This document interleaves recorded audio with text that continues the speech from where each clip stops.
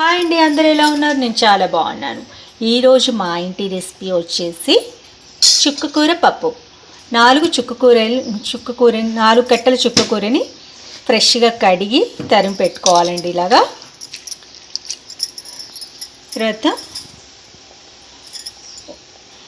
50 grams పప్పుని విడిగా అంటే బాండీలో ఒక బాండీ తీసుకొని దాంట్లో ఉడికించుకోవాలండి. కుక్కర్ యూస్ చేయొద్దు.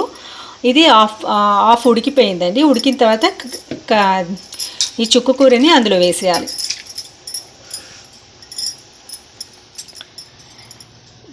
వేసిన తర్వాత మామిడికాయ ముక్కలండి, ఇవి ఊరబెట్టిన మామిడికాయ ముక్కలు. ఇందులో ఉప్పు ఉంటుంది. ఇది ఇందులో కూడా ఉప్పు ఉంటుంది. ఇంకా ఉప్పు వేసుకునే అవసరం లేదు, ఇవి వేస్తే సరిపోతుంది.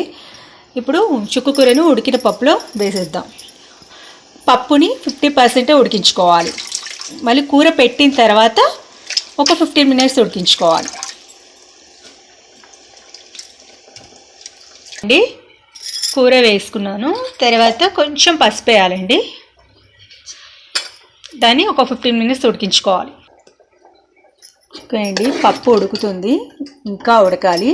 నేను తీసుకుంది పెసరపప్పు అండి, ఇంకా ఉడకాలి.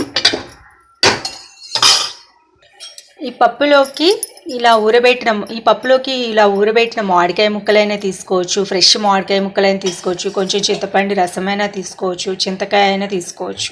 ఎవరిష్టం వాళ్ళది, ఎన్ని రకాలైనా చేసుకోవచ్చు అండి పప్పు. మీరు పచ్చిమిరపకాయ ఇష్టం లేని వాళ్ళు ఎండుకారం కూడా వేసుకోవచ్చు. మీరైతే ఇలా ట్రై చేసి చూడండి, ఖచ్చితంగా బాగుంటుంది పప్పు.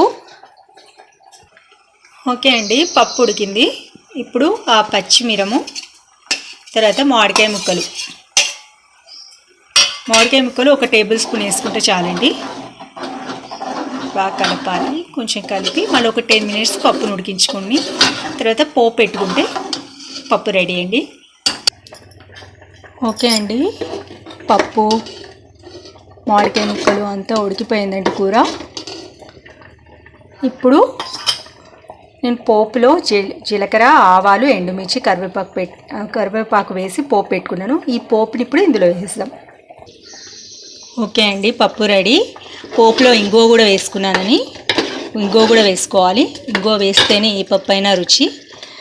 ఓకే అండి, మరి మా ఇంటి స్టైల్ మరిన్ని రెసిపీస్ కోసం నా ఛానల్ సబ్స్క్రైబ్ చేసుకోండి.